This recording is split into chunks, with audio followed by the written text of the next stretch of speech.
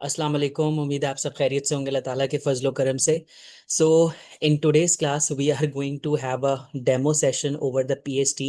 हम पीएसटी को समझेंगे कि ओ लेवल्स की पीएसटी क्या है, उसके अंदर क्या होता है, किस तरीके से हमें आंसर करना है, किस तरीके से हम अपने आप को एक्सपर्ट बना सकते हैं। Much more in this session इंशाल्लाह, starting with an introduction of mind. Khizar Hayat and I have been teaching O levels for last 7 years। और अगर मैं बात करूं from where I started teaching, at which platform I started teaching, so Stanmore was the platform from where I started teaching O levels PST. My current morning affiliation, the academy main campus, जो कराची में रहते हैं उनको पता है, Ziauddin hospital से अंदर जाके है।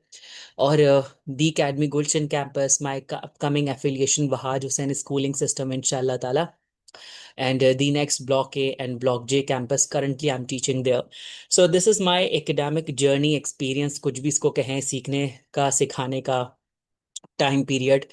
सो आज का जो हमारा टॉपिक है, main target, what O level Pakistan studies actually is, how students think, what Cambridge expect, this is a very important thing, how a teacher creates a star student।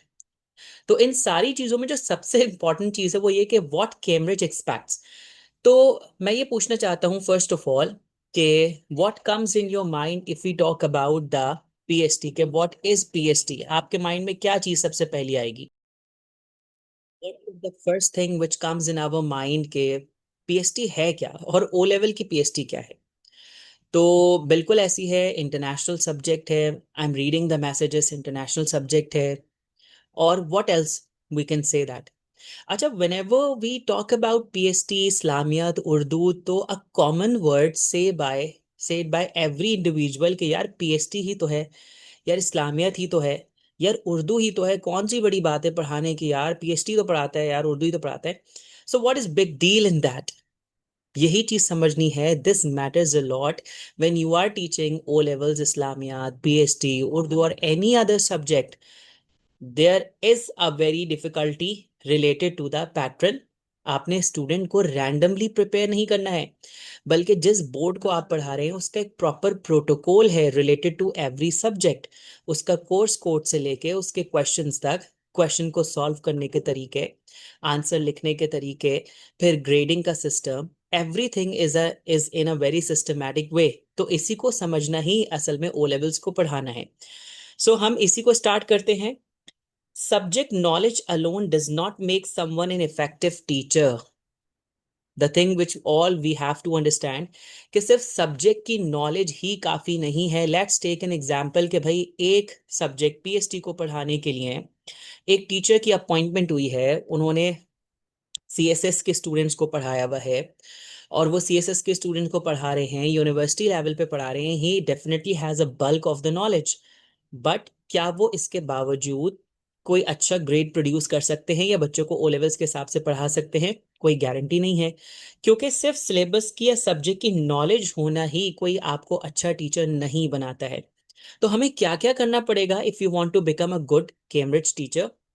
What people think about PST, what actually it is.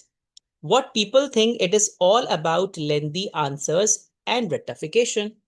जब भी parents PTM में आते हैं वो कहते हैं कि sir PST क्या है, सिर्फ रट्टाफिकेशन तो है, हमारा बच्चा रट्टा तो करता है, हमारा बच्चा याद तो करता है, सर ये तो नोट्स लेके बैठा रहता है कॉर्नर पे, पढ़ता रहता है पढ़ता रहता है पढ़ता रहता है, तो सर इसके मार्क्स क्यों नहीं आ रहे? And this is most of the student think कि भाई पीएसटी है क्या, इट्स ऑल अबाउट रट्टाफिकेशन। But what PST actually is, it is a subject of explanation, linkage, evidence and presentation। सिर्फ आपको अपना लेक्चर डिलीवर नहीं करना है, बल्कि आपने प्रॉपर टॉपिक की एक्सप्लेनेशन के साथ साथ उसको connect back to the question, उसको आंसर राइटिंग प्रॉपर तरीके से, उसमें एविडेंसेस देना, अपने लेक्चर को ऐसे प्रेजेंट करना कि बच्चा आपके लेक्चर को पसंद करना शुरू कर दे। क्योंकि मेजॉरिटी ऑफ द स्टूडेंट आपके पास जो आ रहे हैं, they do not like the PST, they have no interest in the PST. So if your presentation delivery is not very attractive, you cannot become a good teacher. We also cannot become a good teacher। अगर मैं आज अपना delivery पे काम करना छोड़ दूं, lecture को प्रेजेंट करने पे काम छोड़ दूं, तो मैं कभी भी एक अच्छा टीचर नहीं बन सकता हूं। So starting with the basic of the PST, सबसे इंपॉर्टेंट चीज ये है कि मुझे पेपर के पैटर्न, पेपर के कंपोनेंट्स, कोर्स कोड, कितने नंबर ऑफ क्वेश्चंस आते हैं, ये सब फिंगर टिप्स पे होने चाहिए. O level and IGCSE. As far as the PST is concerned, there is nothing much. Not a single dot difference between the syllabus. Syllabus of O levels and IGCSE are exact same. एक dot का भी फर्क नहीं है. Same time पे paper होता है, past paper same है. तो हम पीएसटी के टीचर के लिए सबसे बड़ा बेनिफिट ये है कि we can teach O level and IGCSE student at a single batch at a same time. थोड़ा डिफरेंस ये याद रखिएगा कि हमारा जो ओ लेवल होता है वो सिर्फ समर के अंदर पेपर्स ऑफर करता है, अप्रैल सीजन के अंदर, जबकि आईजीसीएसई अप्रैल एंड अक्टूबर दोनों में अपने पेपर्स को अलाउ करता है. तो ये थोड़ा सा हमें समझना होगा जरा. देन कोर्स कोड इनका डिफरेंस है कोर्स कोड में. O levels 2059 and IGCSE 0448. तो whenever we teach any student, तो कोई सा भी हम सब्जेक्ट पढ़ाए तो हमें सबसे पहले बच्चे को कोर्स कोड के बारे में बताना होता है. कोर्स कोड बड़ी इंपॉर्टेंट चीज होती है. इसी से ही बच्चे को पता लगता है कि जो मैं कोर्स पढ़ रहा हूँ वो कैम्ब्रिज के पास किस कोड से रजिस्टर है. और जब बच्चे का एग्जाम स्केड्यूल आता है तो उसके अंदर भी कोर्स कोड ही मेंशन होता है. जैसे PST 20591 for the history, PST 20592 for the geography, 04481 for the history and 04482 for the geography. So paper के स्केड्यूल में भी इस तरह से ही लिखा हुआ होता है. तो ये बड़ी इंपॉर्टेंट चीज है. Then come to the paper one and paper two. ये कंपोनेंट वन है और ये कंपोनेंट टू है. इसमें मार्क्स, मैक्सिमम टाइम और number of questions and how many student have to attempt, ये बिल्कुल सेम है. तो इसमें कोई भी टेंशन की बात नहीं है, बहुत सिंपल है. मैक्सिमम मार्क्स हिस्ट्री में भी 75, ज्योग्राफी में भी 75. मैक्सिमम टाइम हिस्ट्री में भी 90 मिनट, ज्योग्राफी में भी 90 मिनट्स. पेपर वन में हिस्ट्री एंड कल्चर में total number of questions 5, geography में भी 5. हिस्ट्री में भी बच्चे को कोई 3 अटेम्प्ट करने हैं, ज्योग्राफी में भी कोई 3 अटेम्प्ट करने हैं. So I am writing it here for the better understanding. Paper one is our history and culture of Pakistan, and paper 2 is our the environment of Pakistan. सो ये याद रखना है. अच्छा, एनवायरमेंट ऑफ पाकिस्तान को हम लोग शॉर्टली ज्योग्राफी कहते हैं, लेकिन इसका जो प्रॉपर नेम है वो एनवायरमेंट ऑफ पाकिस्तान है. तो ये बात हमें याद रखनी है. तो ये बिल्कुल सेम बात आ गई, क्लियर हो गया कि भाई हमारा P1 भी 75, P2 भी 75. 90 minutes for P1, 90 minutes for P2. दोनों में 5 5 क्वेश्चंस और दोनों में 3 3 क्वेश्चंस अटेम्प्ट करने हैं. अच्छा, माई P1 is 75, P2 is 75, that makes my 150 marks. तो मेरा जो टोटल ग्रेड बनेगा वो 150 मार्क्स में से बनेगा. If a student ask me कि sir my grade will be made according to P1 और P2, ऐसा नहीं होता है. P1 और P2 के ऊपर ग्रेडिंग नहीं होती है, वो बहुत ही इमरजेंसी केसेस में है. लेट्स टेक एन एग्जांपल कि P1 हो गया और P2 जो है वो किसी भी सर्कमस्टांसेस की वजह से कैंसिल हो गया, वो नहीं हो पाया. तो फिर कैम्ब्रिज हो सकता है P1 के ऊपर एक एनालिसिस करे, उस पर एवरेज वगैरह करके ग्रेडिंग कर दे. तो ये इस तरह की सिचुएशन में पॉसिबल है. बट दोनों को मिला के ही ग्रेडिंग होती है. जैसे for example paper one and paper to. Paper one का grade A B C D E U and F, A B C D E U and F. अब होगा क्या कि if a student secured A grade in P1 and A grade in P2, so he can get A star, जिसको हम A asterisk भी कहते हैं. और बट अगर if a student secured A in P1, वो P1 में A सिक्योर करता है, P2 में B सिक्योर करता है, तो अब वो A सिक्योर करेगा, नॉट द A स्टार. तो इस तरह से ओवरऑल ग्रेडिंग होती है, दोनों कंपोनेंट्स को मिला के हमारे पास ग्रेडिंग हो रही होती है. तो आई होप कि ये चीज़ें क्लियर हो गई होंगी आपको कि पेपर वन में हमारे कितने क्वेश्चंस, कितना टाइम पीरियड है, और पेपर टू में कितने क्वेश्चंस और कितना टाइम पीरियड है. Now we are moving toward this, why most teachers struggle in O level. Sir O level बहुत मुश्किल होता है, उसको पढ़ाने के लिए बहुत कुछ करना पड़ता है. तो बहुत कुछ में क्या करना पड़ता है, ओ लेवल टीचर्स को मुश्किल क्यों लगता है, अब उसके कुछ रीजंस पढ़ते हैं. Number one, they teach too theoretically. Too theoretically का मतलब ये होता है कि भाई एक छोटी सी एग्जांपल है कि मुगल एम्पायर का टॉपिक, ठीक है। अब मुगल एम्पायर के टॉपिक में एक टीचर आता है, हम सबको हिस्ट्री के बारे में, बहुत सारे टॉपिक्स के बारे में कुछ बेसिक नॉलेज तो होती ही है। हमने जाके बच्चे को वो सारी बातें बता दी, मुगल से रिलेटेड एक्स वाई जी सब कुछ हमने बता दिया। तो ये है हमारा बहुत थियोरेटिकली लेक्चर। हमने कोई बच्चे से पॉइंट्स नोट डाउन नहीं कराए, हमने उसको कोई पॉसिबल क्वेश्चंस नहीं बताए, हमने कैम्ब्रिज के मेजर क्वेश्चंस उसमें नहीं बताए। तो हमने सिर्फ एक थियोरेटिकली लेक्चर डिलीवर किया, that will not be very effective.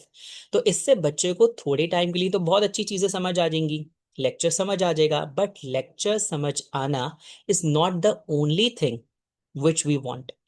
Lecture समझ आने के साथ उसको possible questions, how to write, ये भी बताना पड़ेगा। Number two, overload students with information. We have to keep this thing in our mind. We do not have to provide every information to our students, but we have to be very restricted, very limited according to the Cambridge SLOs. हर एक chapter के अंदर Cambridge ने specific learning objectives दिए हुए होते हैं, उसके according हमने बच्चे को पढ़ाने में। एक बहुत छोटी सी एग्जांपल आपको समझाता हूँ कि मुगल एम्पायर में जो हम डिक्लाइन पढ़ते हैं वो after the reign of Aurangzeb पढ़ते हैं। तो अगर किसी टीचर को ये बात नहीं पता कि we have to do only discussion after the reign of Aurangzeb, और वो बच्चे को हुमायूं, शाहजहां, जहांगीर, इन सब के बारे में डिटेल प्रोवाइड करने लग जाए, तो ये वेग इंफॉर्मेशन है, हमें इतनी ज्यादा देने की जरूरत ही नहीं है information. We only have to be restricted over Aurangzeb and after the death of Aurangzeb ना। तो हमने बच्चे को बहुत ज्यादा ओवरलोड भी नहीं करना है। फिर इससे एक प्रॉब्लम ये आ सकती है कि वो बच्चा कंफ्यूज हो सकता है कि what I have to write in my answer. Ignore examiner expectation, ये एक सबसे इंपॉर्टेंट चीज है और सबसे डेडलीस्ट चीज है कि जब मुझे यही नहीं पता कि what Cambridge is asking, what Cambridge requires from every specific topic, तो मैं तो रैंडमली पढ़ाऊंगा, और कोई भी चीज रैंडमली नहीं होती।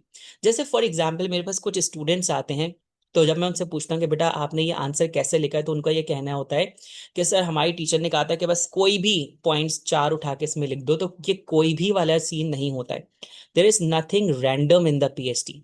बट स्पेसिफिकली हमने पढ़ाने, जैसे कि छोटी सी एग्जांपल है कि if I talk about any personality, personality based भी हमारे पास टॉपिक्स आते हैं। Who was Shah Waliullah, who was Haji Shariatullah, who was Syed Ahmad Shaheed, who was sir Syed Ahmad Khan, who was Allama Iqbal, Lord Wellesley, Lord Curzon. तो मैं कहता हूँ बच्चों को, जब भी आपके पास पर्सनालिटी बेस्ड क्वेश्चन आए तो आप अर्ली लाइफ लिखेंगे, उसका वर्क इन कंट्रीब्यूशन लिखेंगे, उसकी डेथ लिखेंगे, उसका इम्पैक्ट लिखेंगे। तो इस तरीके से आपने अपने आंसर को प्रॉपर प्लान करना है, और ये पॉइंट्स आपके आंसर में होने चाहिए। सो ये रैंडम आंसर नहीं होगा बल्कि एक प्लान्ड आंसर होगा। तो हमने कभी भी कैम्ब्रिज की एक्सपेक्टेशन को इग्नोर नहीं करना। Then focus on notes instead of concepts. अब एक सबसे बड़ी गलती ये होती है कि दो तरह के मैं टीचर्स की बात करता हूँ। एक वो टीचर है कि who come in classroom and he give a bulk of information, lecture उसने बहुत अच्छा डिलीवर किया, बहुत सारी इंफॉर्मेशन प्रोवाइड की, but he didn't ask the student to make the notes, write down the bullet points, write down the pattern of answer, possible questions, कुछ उसने नहीं लिखवाया, सिर्फ एक रैंडम बहुत प्यारी सी बहुत डिटेल्ड उसने एक्सप्लेनेशन दी और वो चला गया। इसका कोई फायदा नहीं है। अच्छा, कॉन्ट्ररी टू दैट, एक ऐसा टीचर आया जिसने बच्चे को आते साथ कह दिया कि बेटा फला फला मेरे असिस्टेंट से आप मेरे नोट्स बाय कर लो, और मेरे नोट्स में सब कुछ लिखा हुआ है। And he one time provided notes to the student. When the student ask any topic to kindly re explain it, तो उसने, उस टीचर का ये कहना है कि भाई मेरे फला नोट्स में फला पेज पे तो लिखा हुआ है, तुम पढ़ लो वहां से जाके। तो तुम बार बार पूछो, मैं तो बता दी क्लास में, तुम वहां से नोट से पढ़ लो। ये वाली अप्रोच भी गलत है। सो आप सिर्फ एक्सप्लेनेशन नहीं दे सकते, आपको उसके साथ बुलेट पॉइंट्स, लेक्चर नोट्स और पॉसिबल क्वेश्चंस लिखवाने पड़ेंगे। और ना ही आप ये ऐसा कर सकते हैं कि आप सिर्फ बच्चे को कंटेंट प्रोवाइड कर दें और उसको समझाएं नहीं। दोनों साइड्स गलत है, मैं बैलेंस करके चलना होगा। इसके बाद, fail to build answer writing skill, one of the most important thing, as I told, सिर्फ टॉपिक एक्सप्लेन कर देना काफी नहीं है, बल्कि उसको पॉसिबल क्वेश्चंस बताना और उसको लिखने का तरीका बताना जरूरी है। एक एग्जांपल है, भाई मुझे आज का टास्क मिला औरंगजेब को पढ़ाने का। औरंगजेब को पढ़ाने के लिए मैंने बच्चों को ये बात बताई कि बेटा यू नो दैट के what are the possibilities of the question जो औरंगजेब पे आ सकती हैं। बेटा जी इस पे 4 मार्क्स आ सकता है, बेटा इस पे 7 मार्क्स आ सकता है, बेटा इस पे 14 मार्क्स आ सकता है। 4 मार्क्स ऐसा होगा, 7 मार्क्स ऐसा होगा, 14 मार्क्स ऐसा होगा। 4 में ये करूंगा ये नहीं करूंगा, 7 में ये करूंगा ये नहीं करूंगा, 14 में ये करूंगा ये नहीं करूंगा। This is the very very very important thing which a teacher must do. ये चीज हमने करनी है। बच्चे की आंसर राइटिंग स्किल्स पे हमें बहुत काम करना है। हमारी नॉलेज वेस्ट हो जाएगी जब तक बच्चे को लिखना नहीं आएगा। याद रहे ये बात कि बच्चे ने वहां पर वर्बल एग्जाम नहीं देना है, उसने अपने टॉपिक्स को एक्सप्लेन नहीं करना है, उसने लिख के बताना है। तो राइटिंग स्किल्स पे काम करना हमारी फर्स्ट प्रायोरिटी होनी चाहिए। नाउ कम टू सी कि भाई ट्रेडिशनल टीचिंग और प्रोफेशनल टीचिंग में क्या डिफरेंस है। हम सब सीखते हुए आ रहे हैं। Lecture based and concept driven. एक तो है कि टीचर ने अपना एक बड़ा प्यारा सा लेक्चर प्रिपेयर किया, उसको पूरा क्लास में डिलीवर किया और पास पेपर कॉपी पेस्ट करके बच्चे को वही क्वेश्चन प्रैक्टिस करा दी जो पास पेपर में थे।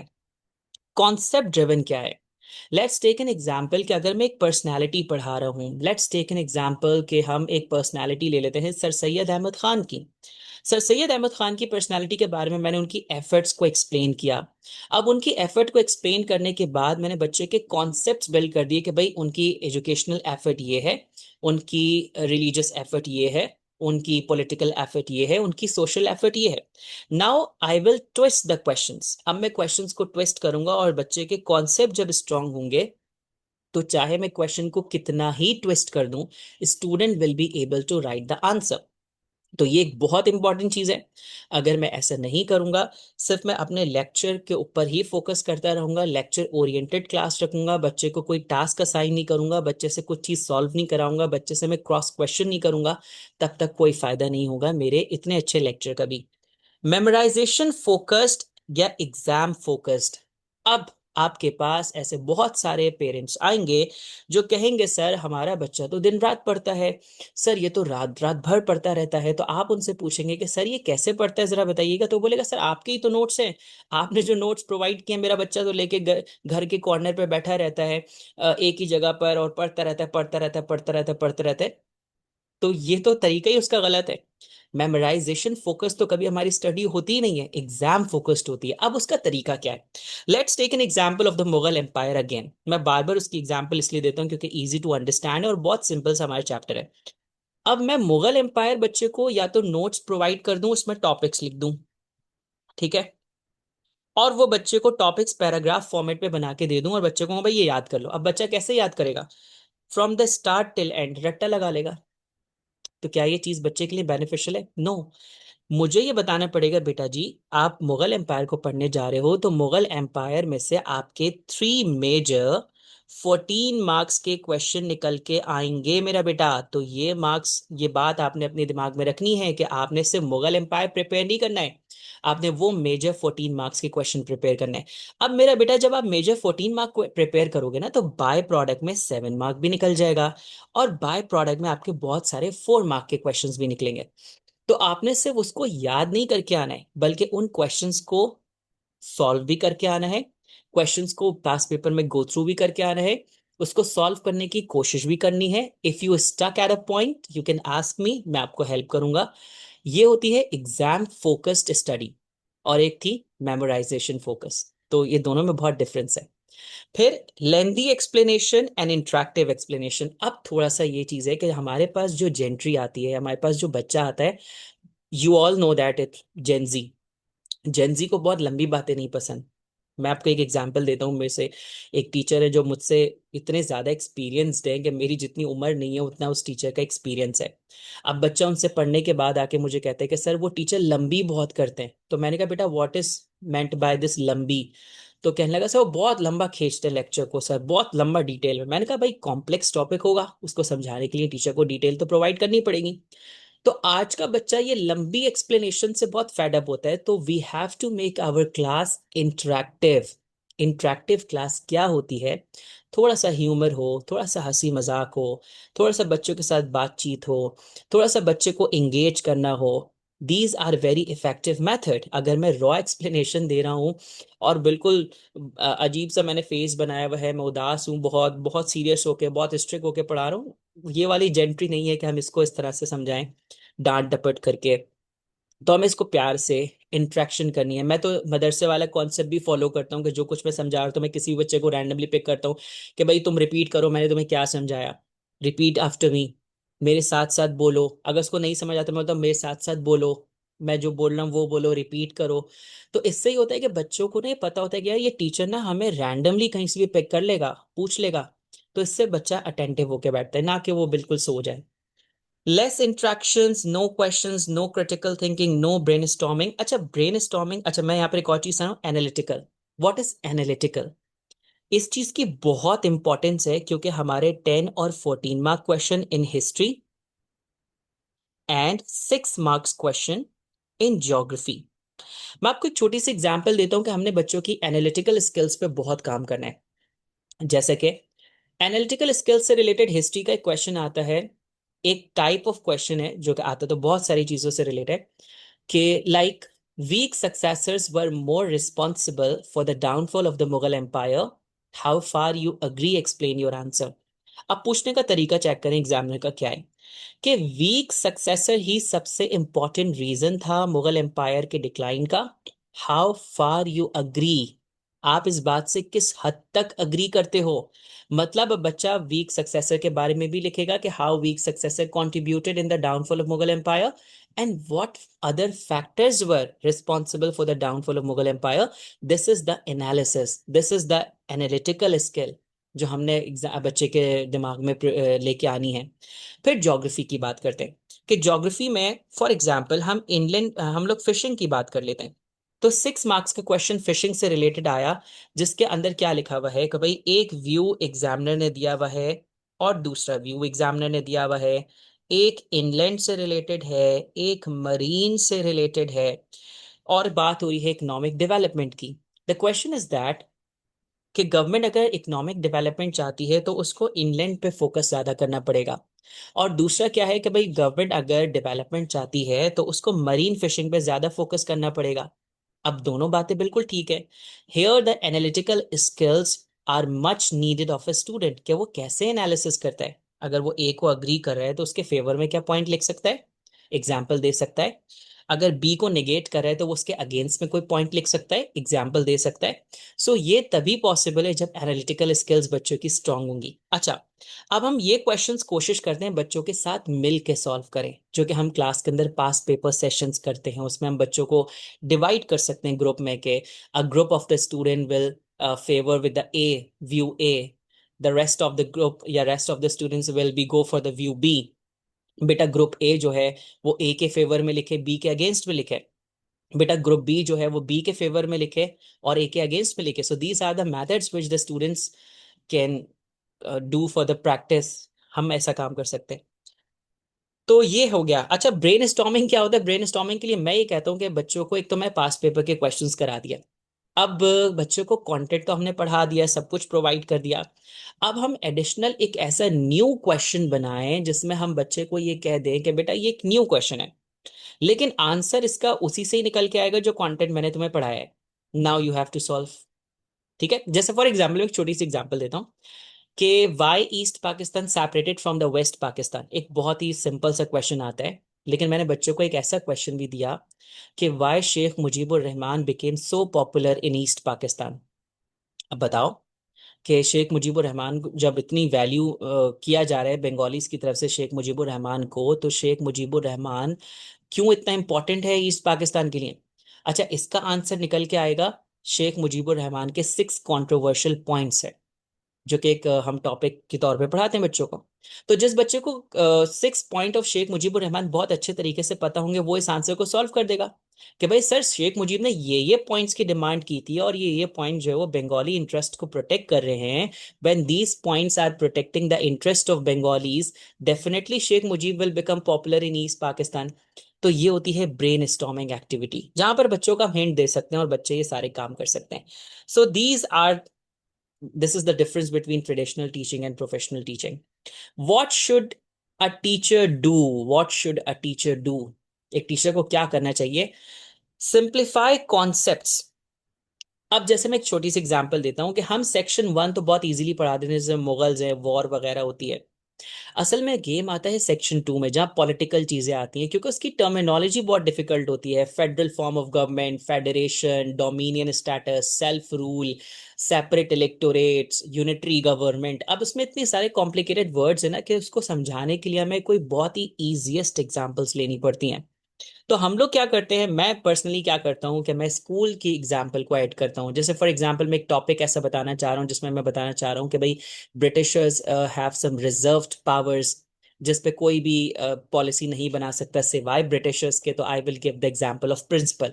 तो मैं कहता हूँ देखो बेटा, जैसे कि प्रिंसिपल के पास है ना कुछ अपनी रिजर्व्ड पावर्स, के मॉर्निंग टाइम क्या होगा, ब्रेक कितने बजे होगी, स्कूल की ऑफ टाइमिंग क्या होगी। No teacher can make policy over these things, क्योंकि ये प्रिंसिपल की रिजर्व्ड पावर्स हैं। इसके अलावा कोऑर्डिनेटर की अपनी पावर है, क्लास टीचर की अपनी पावर है। तो ये पावर डिवीजन है, साथ मिल के सब काम कर रहे हैं। तो federation, federal form of government का हम आइडिया दे सकते हैं। तो इस तरह से कॉम्प्लेक्स टॉपिक को हमने डेली लाइफ से रिलेट करना है। अच्छा, एक बात और याद रहे, जैसे मैंने शुरू में कहा कि not every student is having interest in PST. तो अगर मैं उसको आज की पॉलिटिक्स से भी कंपेयर करके समझाऊंगा कि हमारे पीएम साहब की ये वैल्यू है, ये काम कर सकते हैं, ये काम नहीं कर सकते, हमारे दूसरे मिनिस्टर साहब ये कर सकते हैं, ये नहीं कर सकते, बच्चा will not take any interest. So I have to relate my complex topic with some lenient and easiest examples to make it more easier. ये काम हमें करना है। Connect with logic, explain causes and impact properly। हर चीज के causes, impact ये बताने जरूरी हैं, क्योंकि 7 मार्क्स के क्वेश्चन इससे रिलेट आते हैं। कोई चीज क्यों हुई है, अगर हो गई तो उसका इम्पैक्ट क्या था। इम्पैक्ट पॉजिटिव भी हो सकता है, नेगेटिव भी हो सकता है। जैसे war of independence, war of independence brought more benefits for the Indians, how far you agree. अब जरूरी थोड़ी कि वॉर ऑफ इंडिपेंडेंस सिर्फ बेनिफिट ही लेके आई थी, चैलेंजेस भी बहुत सारे लेके आई थी। फिर हमें अपनी एक्सप्लेनेशन में एक फ्लो रखना होगा, एक क्या कह सकते फ्लुएंसी रखनी होगी। हम अटक गए कि किसी जगह पर, अच्छा बेटा शायद ऐसा था, शायद वैसा था, पता नहीं, शायद हो सकता है, मैं देख के बताऊंगा बेटा, ये चीज हमें नहीं करनी। when we enter in class we must be very equipped, well equipped with the knowledge, with the material, with the gadgets। ये सब चीजें हमारे पास होनी चाहिए। हम बच्चे को मौका नहीं देंगे कि वो हमें किसी चीज पे फंसाए। मेक स्टूडेंट थिंक एनालिटिकली, ये भी हमने ही देख लिया। अब एक एग्जाम्पल है जैसे कि emergence of war of independence की। अब इसकी वीक और स्ट्रॉन्ग मेथड क्या हो सकते हैं। वीक में सिर्फ नरेशंस के बच्चे को हमने एक लंबी चौड़ी सी प्यारी सी कहानी सुना दी, वॉर ऑफ इंडिपेंडेंस में क्या हो गया, ये हमने सारी कहानी बता के खत्म कर दिया, हमारा काम हो गया छुट्टी।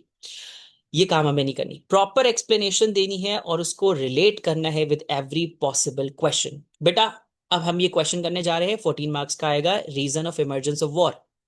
उसको क्वेश्चन लिखवा दिया, मार्किंग स्कीम लिखवा दी, टॉपिक्स बता दिए क्या क्या ऐड होंगे इस क्वेश्चन में। अब एक्सप्लेनेशन होगी। अब जो एक्सप्लेनेशन होगी वो बच्चा डायरेक्टली पुट कर देगा आंसर में जाके।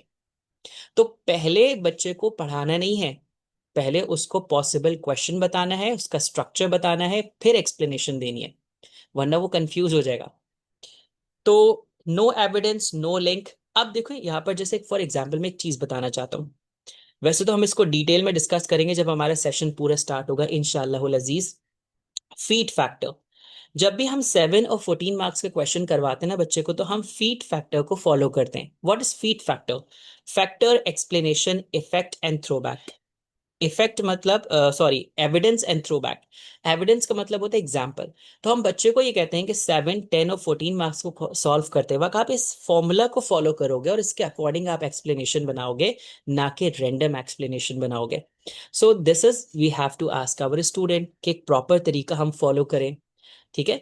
तो this is the basic difference between weak method of teaching and strong method of teaching, जिसमें हम एग्जाम फोकस्ड वोकैबलरी यूज करेंगे। Vocabulary is very important, even specially in the geography, topography. उसके अंदर कितनी ज़्यादा वोकैबलरी हैं, वैलीज हैं, plateaus है, एलुवियल सॉइल है। तो हमें बच्चे को वो वोकैबलरी भी सिखानी है ताकि बच्चे का पूरा प्रॉपर आंसर बने।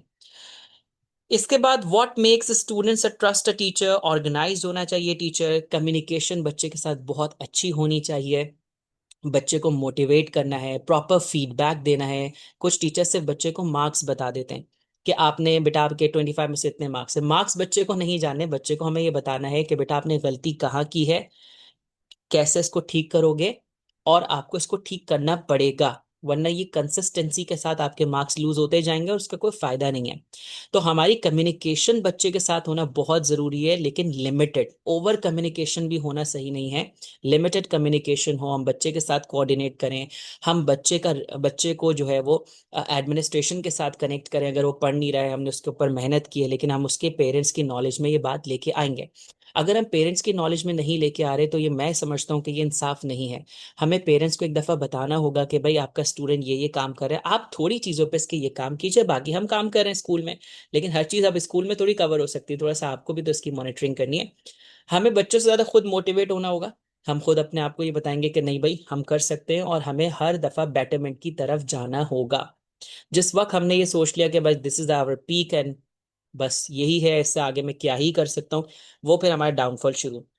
अच्छा, मैं थोड़ी सी प्लानिंग आप लोग के साथ शेयर कर रहा हूँ कि मैं इस पूरे कोर्स के अंदर आप लोग के साथ क्या क्या डिस्कस करूंगा। सबसे पहले सेशन 1 जो इसके बाद हमारा होगा इंशाल्लाह अजीज, उसके अंदर मैं आपको एक एक डिटेल बताऊंगा पूरे सिलेबस की, history and culture of Pakistan, geography, इन दोनों की डिटेल्स, एक एक टॉपिक के एसएलओस, क्या क्या करवाना है, किस किस टॉपिक में क्या करवाना है, क्या क्या मेजर टॉपिक्स है, सब मैं आपको गाइड करूंगा। फिर एक सेशन में हम लोग पूरे का पूरा हिस्ट्री के A to Z सारे क्वेश्चंस को अंडरस्टैंड करेंगे। 3, 5, 7, 10, 14 मार्क्स क्या होते हैं, कैसे आते हैं, कैसे दिखते हैं, क्या करना है, क्या नहीं करना है, ये सारी चीजें हम देखेंगे। फिर हम लोग past paper session, summer session May June का करेंगे हिस्ट्री का, और फिर उसके नेक्स्ट डे उसकी एग्जामिनर रिपोर्ट देखेंगे। फिर उसके नेक्स्ट डे हम लोग अक्टूबर वाला सेशन का पूरा पास्ट पेपर करेंगे, फिर उसके अगले दिन उसकी एग्जामिनर रिपोर्ट और ग्रेड ग्रेड थ्रेशोल्ड देखेंगे। और फिर हम करेंगे 7th सेशन में paper solving task and discussion. तो मैं आप लोग को सब कुछ समझाने के बाद एक 50 मार्क्स का 1 आवर का पेपर बना के दूंगा, जो आप लोग सॉल्व करेंगे, और फिर हम उस पर करेंगे डिस्कशन कि इसमें क्या हो सकता था, क्या चीज़ ऐड हो सकती थी, कहाँ पर गलती हो सकती थी। देखें, बच्चों से पहले तो हमें चीज़ों को सॉल्व करना आना चाहिए। जब तक हमारी एक्सपर्टीज नहीं होंगी, तो what we can expect to our students, हम उनसे क्या ही एक्सपेक्ट कर सकते हैं।